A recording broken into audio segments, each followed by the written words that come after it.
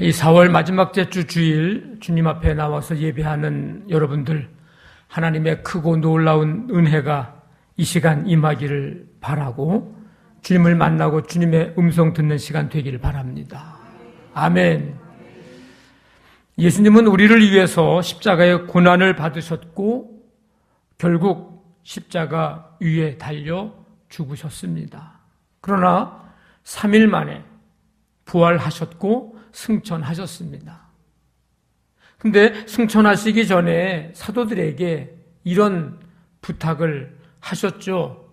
예루살렘을 떠나지 말고 내게서 들은 바 아버지께서 약속하신 것을 기다리라. 말씀대로 예수님의 그 부탁대로 약 120명이나 되는 무리들이 약속하신 것을 기다리며 마음을 같이해서 오로지 기도에 힘썼습니다. 오순절이 이르렀을 때에 약속하신 성령께서 임하셨습니다. 그곳에 모인 모두 한 사람 한 사람 위에 성령님이 임하시는데 성령 충만을 받은 제자들은 방언을 하며 하나님의 큰 일을 말합니다. 유대인들은 갈릴리 출신의 이 제자들이 갑자기 어느 날 세계 각 지역의 말을 하는 것을 듣고 놀라고 아주 신기해했습니다. 그런데 그런 반응과는 달리 다른 반응이 있었는데 하나님의 은혜를 무시하는 그런 경박한 그런 무리들이 있었습니다. 이 사람들은 성령의 이런 역사를 보고도 저 제자들이 지금 이 대낮에 새술에 취해서 떠든다고 그렇게 조롱을 했습니다. 베드로는 11사도와 함께 그날의 모든 사건에 대해서 이제 구체적으로 설명하기 시작을 합니다. 그들이 술에 취해서 이상한 말로 하나님의 일을 선포하는 것이 아니라 요엘 선지자, 구약시대의 요엘 선지자의 예언의 성취라는 사실을 이제 전하게 되고 그토록 기다리던 하나님의 약속이 성취되었음을 선포했습니다. 오늘 읽은 14절 말씀부터 36절까지가 베드로가 행한 첫 번째 설교 내용입니다. 이 말씀의 내용을 보면 예수 그리스도의 삶에 대해서, 예수님의 죽음에 대해서, 예수님의 부활하심에 대해서, 예수님의 승천에 대해서, 예수님의 삶에서 승천에 이르기까지 그 내용이 오늘 이 첫 설교 안에 다 포함되어 있습니다.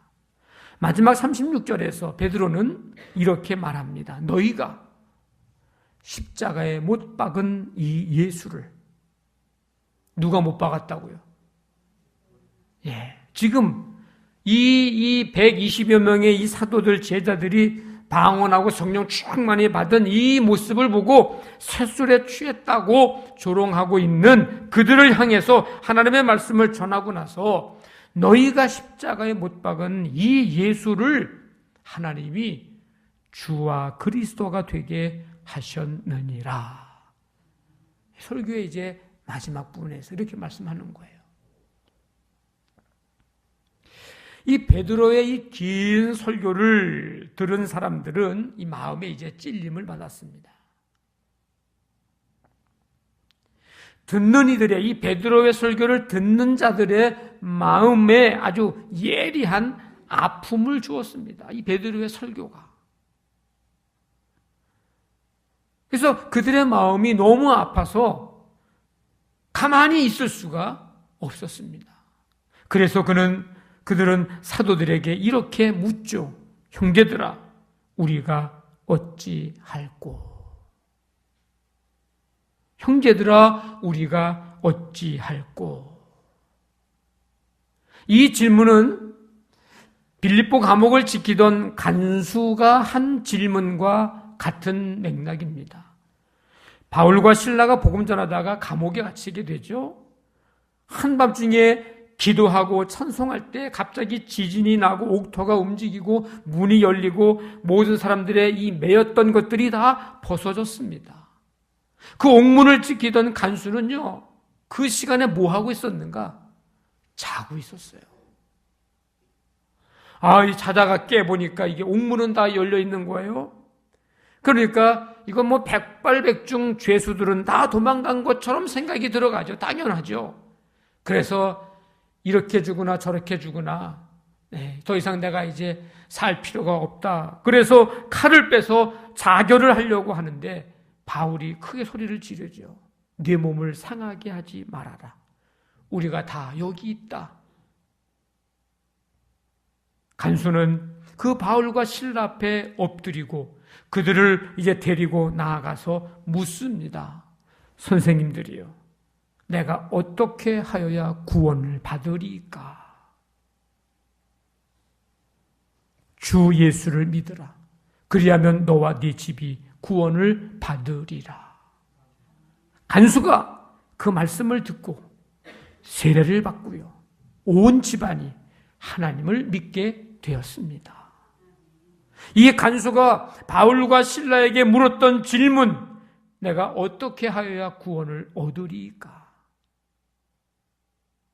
오늘 베드로의 설교를 듣고 마음에 찔려 너무 예리한 아픔으로 다가온 그 말씀을 듣고 어떻게 할 수가 없어서 이 무리들이 베드로에게 묻죠. 형제들아, 우리가 어찌할꼬?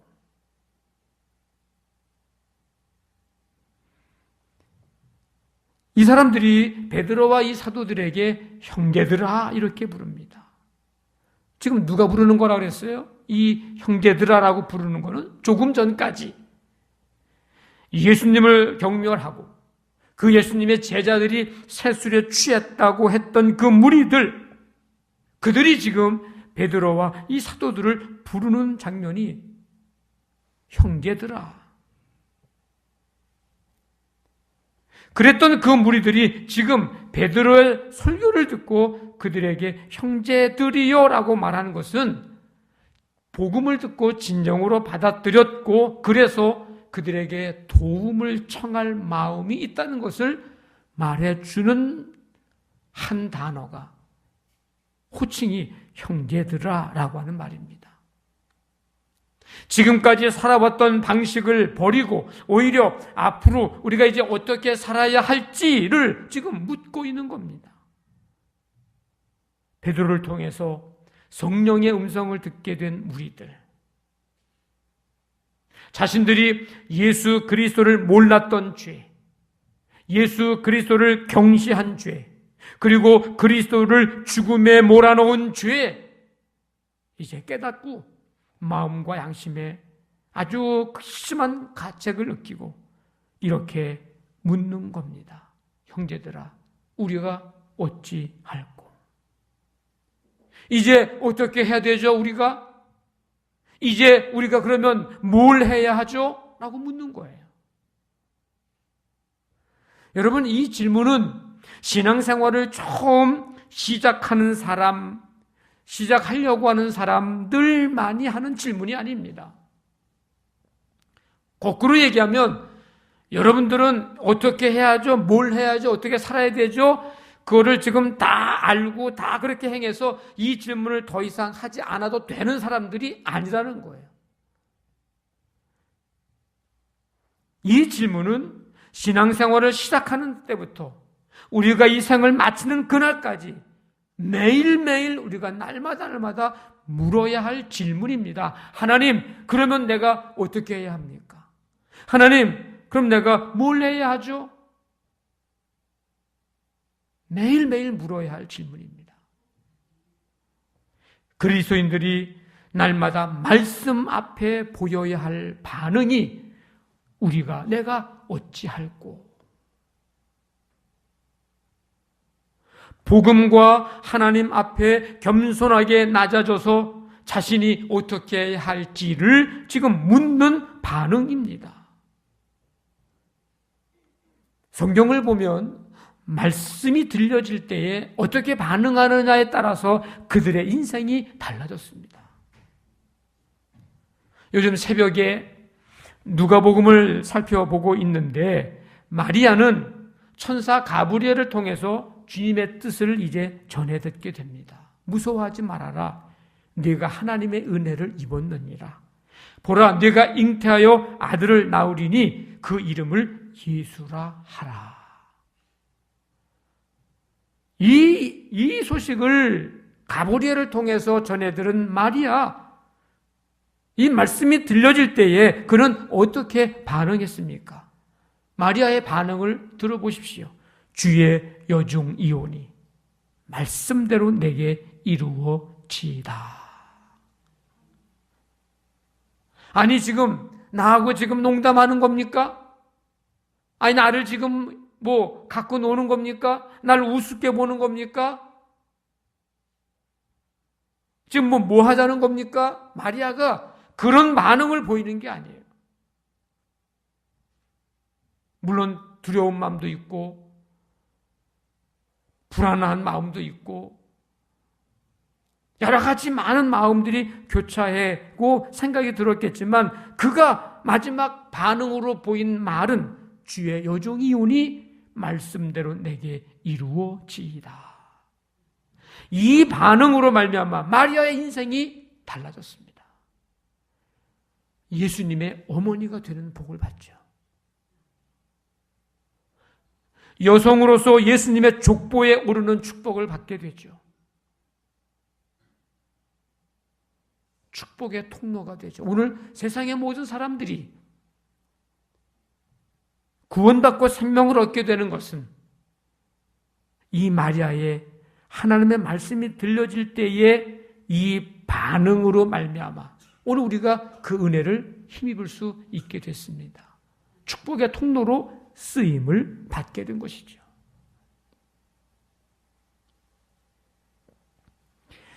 그 악독이 내 앞에 상달되었음이니라. 요나서 1장 2절의 말씀입니다. 그 악독이 내 앞에 상달되었다. 큰 성읍 니느웨 백성들의 상태를 한마디로 말해주는 말씀입니다. 그들의 악독이 하나님께 상달됐다. 그래서 하나님은 선지자 요나를 그곳에 보내서 너희들 회개하지 않으면 40일 후에 니느웨가 무너질 것이라고 선포케 하셨습니다. 그 말씀이 들려질 때에 그 니느웨 성의 왕과 백성들의 반응이 어땠습니까? 하나님을 믿었고요. 금식을 선포했고요. 높고 낮은 자 막론하고 다 굵은 베옷을 입고요. 이건 죄의 회개에 대한 모습 아닙니까? 왕은 왕복을 벗고 굵은 베옷을 입고 제 위에 앉았고요. 사람과 짐승 모두 다 금식시켰고요. 하나님께 부르짖었고요. 악한 길에서 떠났습니다. 이런 반응으로 니느웨 성읍이 멸망당하지 않았고 그 성읍에 살고 있는 약 12만여 명의 많은 사람들 그리고 많은 짐승들이 하나님의 심판에서 구원을 받게 되었습니다. 그런가 하면 어떤 부자 관원이 주님 앞에 묻죠. 내가 무엇을 하여야 영생을 얻으리까? 간음하지 마라, 산일하지 마라, 도둑질하지 마라, 거짓 증언하지 마라, 부모 공경해야 된다. 어려서부터 다 지켰습니다. 그래? 근데 내게 한 가지 부족한 거 있는데 내가 가지고 있는 것을 팔아서 가난한 자들에게 나눠주고 그리고 나눠줘. 그러면 하늘에서 내게 보화가 있을 거야. 그리고 와서 나를 따르라. 주님이 말씀하십니다. 영생을 얻기 위해서 예수님께 나와서 영생을 얻을 수 있는 말씀을 들었다면 그 길이 뭔지를 알게 되고 들었다면 여러분 반응이 어떠해야 정상입니까? 내가 지금 영생을 얻기 위해서 어떻게 영생을 얻죠? 물으러 왔잖아요. 그러면 이래야 된다라고 말씀이 들려지면 거기에 대해서 어떤 반응이 있어야 됩니까? 무슨 대가를 치르더라도 이 땅에 그 어떤 그 무엇 손해와 희생을 감수하더라도 영생을 얻는 그 길, 그 말씀 붙들고 그 길 가야 하는 거 아닙니까? 그러려면 뭐하러 영생을 어떻게 해야 얻느냐고 뭐하러 예수님 앞에 나와서 질문할 필요가 없죠. 이 부자 관원은 주님의 그 말씀을 들은 그때의 그 반응이 어땠습니까? 그 사람이 큰 부자이므로 이 말씀을 듣고 심히 근심하더라. 영생을 얻는 길이 있다는데, 하늘에 보화가 있다는데 왜 근심하며 돌아갑니까? 영생을 얻으려고 온 사람이라고 하면 그 영생을 얻고 돌아가야죠. 왜 근심하며 돌아갑니까? 그것도 심히. 이 말씀을 가만히 생각해 보면서, 야, 하나만 알고 둘은 모르는 사람이구나, 그런 생각을 갖게 됐어요. 우리가 기억해야 할 것은 주를 알지 못하는 사람들도 무언으로 우리에게 계속 묻고 있다는 것입니다. 뭘? 우리가 어떻게 해야 하는가라는 질문. 찬송가 515장에 보면 바로 그 내용을 담고 있는데, 눈을 들어 하늘 보라.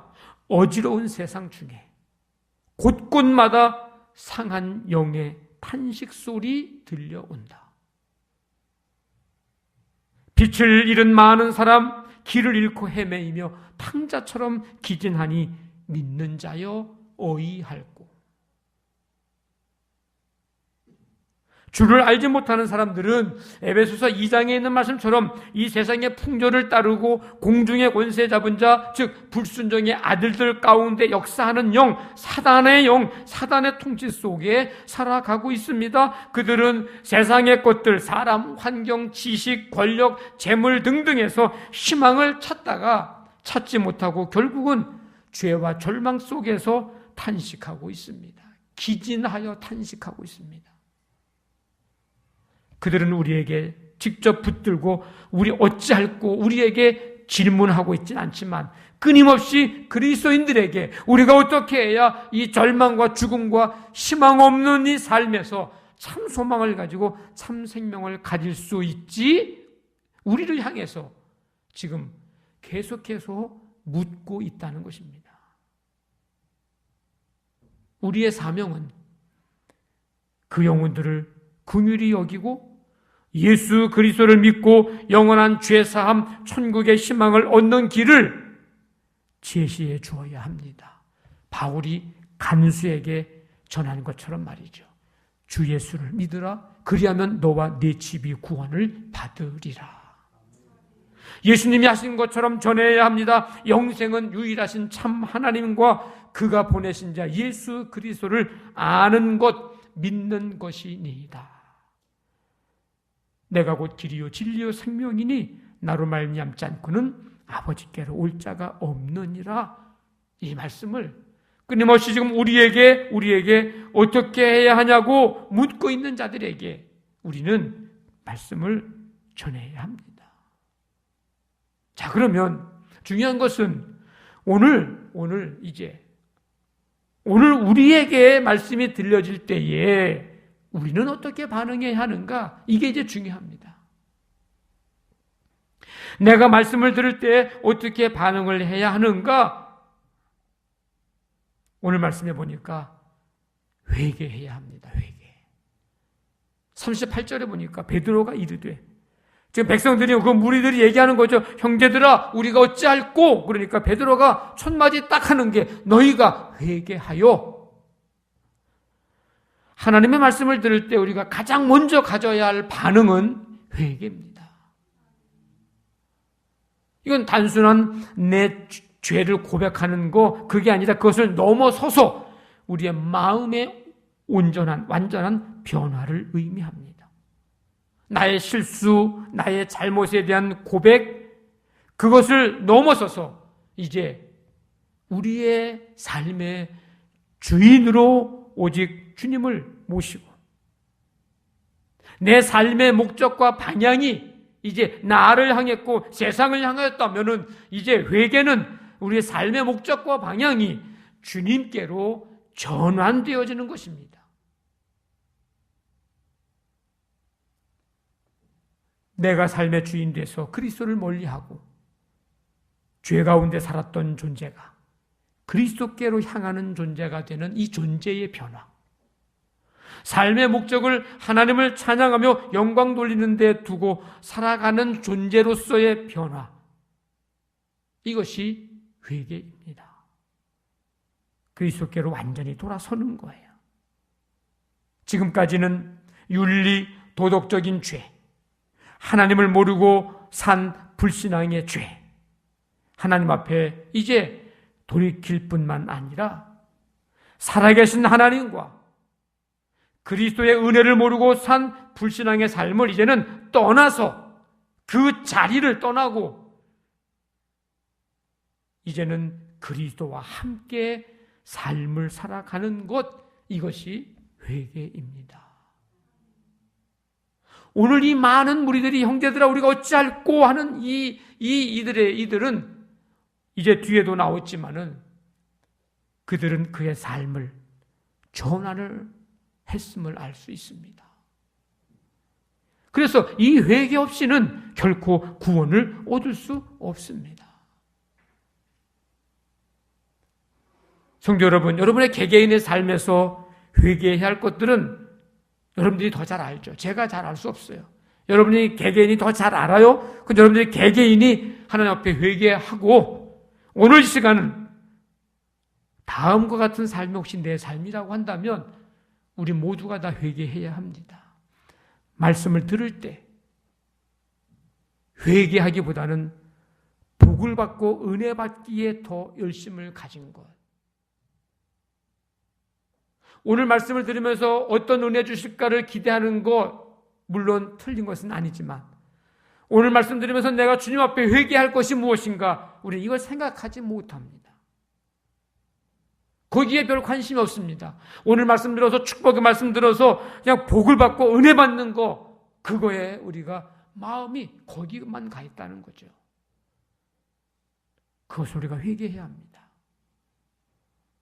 말씀을 들을 때에 듣는 것으로 끝났지 내가 그 말씀 붙들고 내가 변화되려고 애쓰지 못한 것, 애쓰지 않은 것, 회개해야 합니다. 말씀을 내가 듣기를 원하는 것, 듣고 싶어 하는 것만, 그 말씀만 들은 것을 회개해야 합니다. 이 말씀을 들을 때에 내게 주신 말씀이 아닌 나와 관계된 그 누군가에게 하시는 말씀으로 생각했던 것을 회개해야 합니다.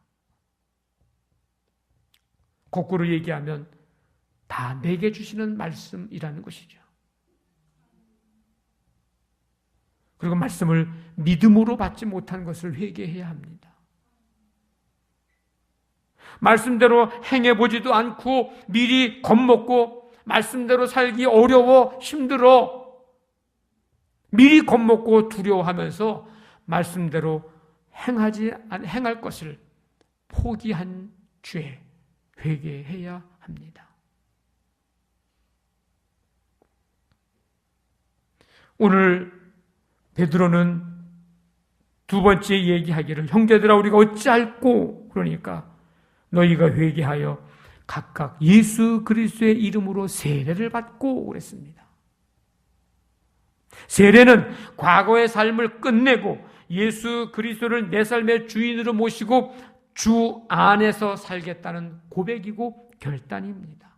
그런 의미에서 회개와 세례는 관련이 있고 연관성이 있습니다.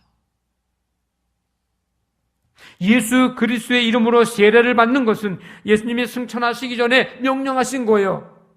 아버지와 아들과 성령의 이름으로 세례를 주고 마태복음 28장에서 분명히 말씀하셨거든요. 그래서 예수 그리스도를 믿어서 내가 그리스도와 하나가 되어 있다, 연합이 되었다라는 것을 교회 공동체 속에서 공개적으로 고백하면서 선포하는 것이 세례입니다. 나 이제 옛날에 아무개 누구가 아니고 이제 내가 예수님을 구주로 믿고 내가 예수님과 연합돼서 하나 된 사람이니까 그런 줄 아시오. 공동체 속에서 고백하고 선포하는 것입니다. 마치 두 사람이 연애하다가 우리 이제 이 두 사람이 따로따로가 아니고 이제 두 사람이 이제 결혼해서 부부가 되고 한 가정을 이루었으니 그런 줄 아시오. 우리 두 사람이 어디 가서 손잡고 다녀도 이상하게 보지 마시오. 우리는 결혼한 사람입니다 하면서 모든 사람들 앞에서 공포하고 선포하고 고백하는 게 그게 결혼식이죠. 세례도 마찬가지입니다. 그런 사람에게 이제 죄 사함의 은총을 주님이 허락하십니다. 세례는 인류의 모든 죄를 지시고 십자가에 달려주고 장사된 그리스도와 함께 자신의 모든 육신의 것을 묻고 나도 십자가에 못 박혀 죽고 죽은 자 가운데서 부활하신 그리스도와 함께 다시 살아나는 것입니다. 이게 세례입니다. 얼마나 중요한 건지 모릅니다. 이미 여러분들 세례를 받으셨다면 내가 이런 엄청난 은혜를 입은 사람이구나. 내가 그거를 소홀히 여겼고 그거를 별로 이렇게 중요시 여기지 못했구나. 다시 한번 여러분들이 생각을 하고 그 은혜, 그 사랑에 감사하기를 바랍니다. 신앙이란 마음속으로만 믿어서는 안 됩니다. 입으로 시인해야 비로소 하나님이 인정을 하십니다. 아무리 주님 사랑한다고, 아무리 주님 나의 구주라고 믿고 있어도 예수님은 나의 구주이십니다라고 이 입으로 시인하지 않으면 아무 소용이 없어요. 그래서 제가 세례 교육할 때는 반드시 예수님은 나의 구주이십니다.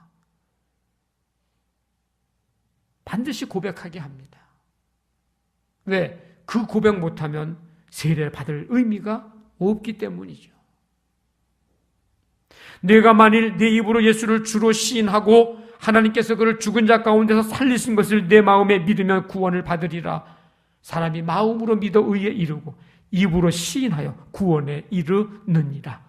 누구든지 주의 이름을 부르는 자는, 이 부른다고 하는 거는 그냥 아무개야 주여 이렇게 부르는 게 아니에요. 입으로 시인해서 주의 이름이 내 입술 속에, 내 마음 속에서 나와서 그 주의 이름이 불려지는 거죠. 내가 믿은 주님이 내 밖으로 고백을 통해서 나타나는 거죠. 그가 구원을 받는 것입니다. 베드로가 이르되 너희가 회개하여 각각 예수 그리스도의 이름으로 세례를 받고 죄 사함을 받으라. 그리하면 성령의 선물을 받으리니. 회개하고 예수님의 이름으로 세례를 받은 사람에게는 하나님께서 반드시 주시는 선물이 있는데 성령을 선물로 주십니다. 놀라운 거예요. 네. 불신앙의 죄를 온전히 회개하고 예수 그리스도와 연합하는 세례를 통해서 나 자신이 하나님께, 내 자신이 그리스도께 속한 사람임을 선포하는 그 사람에게 하나님은 성령님을 보내셔서 그 안에 성령님이 내주하게 하시는 놀라운 은혜, 이 선물을 주님은 허락해 주십니다. 성령의 선물을 받으리니. 이날 베드로가 전하는 이 말씀을 들은 무리들, 오늘 말씀해 보니까 마지막에 어떻게 됐어요? 그 사람들이 다 그냥 그 말씀 듣고 다 도망간 게 아니에요. 뭐라고 했어요? 오늘 말씀해 보니까 다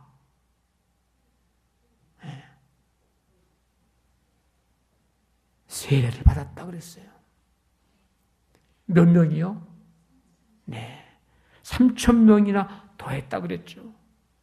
그 사람들이 다 세례받고, 아까 세례받았다고 하는 건 뭐라 그랬어요? 예수님의 이름으로 세례받고 나 그리스도인이 됐다. 그리스도인이다 나는.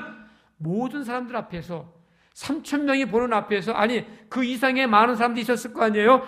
그들 앞에서 나 그리스도인이 됐다라고 선포하는 건데, 여러분 이게 쉬운 게 아니에요. 지금 우리 한국의 상황에서 나 예수 믿는 사람이라고 선포하는 것과 이 당시에 예수님이 십자가에 달려 죽으시고 지금 승천하시고 얼마 안 있는 상태에서 지금 나 그리스도인이라고 선포하는 게 이게 결코 쉬운 일이 아니에요. 목숨 내놓고 지금 고백하는 거.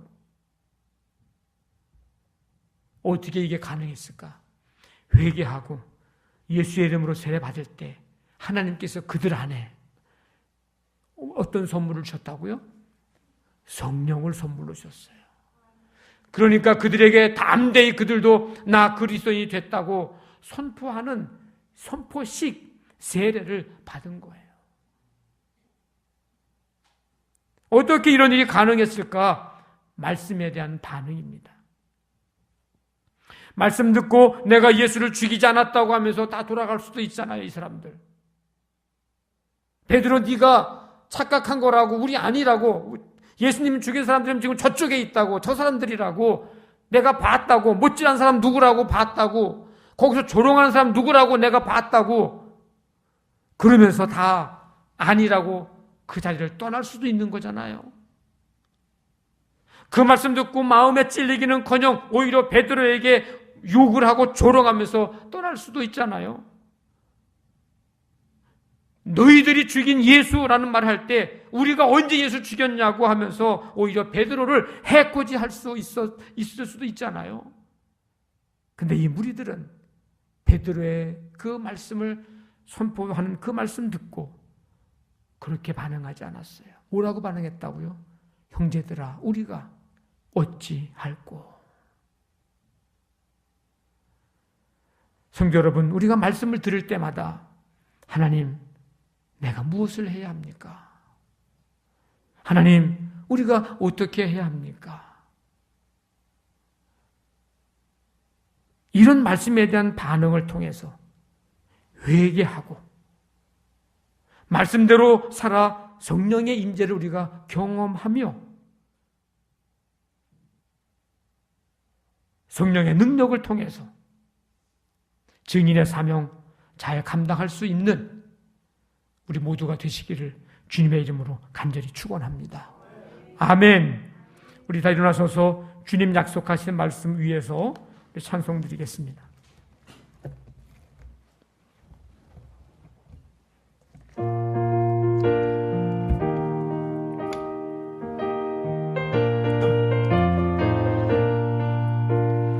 주님 약속하신 말씀 위에서 영원토록 주를 찬송하리라. 소리 높여 주께 영광 돌리며 약속 믿고 굳게 서리라. 굳게 서리 영원하신 말씀 위에 굳게 서리. 굳게 서리 그 말씀 위에 굳게 서리라. 주님 약속하신 말씀 위에서 세상 염려 내게 엄습할 때에 용감하게 힘써 싸워 이기며 약속 믿고 굳게 서리라. 굳게 서리 영원하신 말씀 위에 굳게 서리. 굳게 서리 그 말씀 위에 굳게 서리라. 주님 약속하신 말씀 위에서 영원하신 주의 사랑 힘입고 성령으로 힘써 싸워 이기며 약속 믿고 굳게 서리라. 굳게 서리 영원하신 말씀 위에 굳게 서리. 굳게 서리 그 말씀 위에 굳게 서리라. 주님 약속하신 말씀 위에서 성령 인도하는 대로 행하며 주님 품에 항상 안식 얻으며 약속 믿고 굳게 서리라. 굳게 서리 영원하신 말씀 위에 굳게 서리. 굳게 서리 그 말씀 위에 굳게 서리라. 이제는 우리 주 예수 그리스도의 은혜와 하나님의 사랑과 성령의 교통하심이 하나님의 말씀 듣고 올바르게 반응하기를 결단하며 나아가는 모든 성도들 가운데 지금부터 영원토록 함께 하시기를 간절히 축원하옵나이다. 아멘.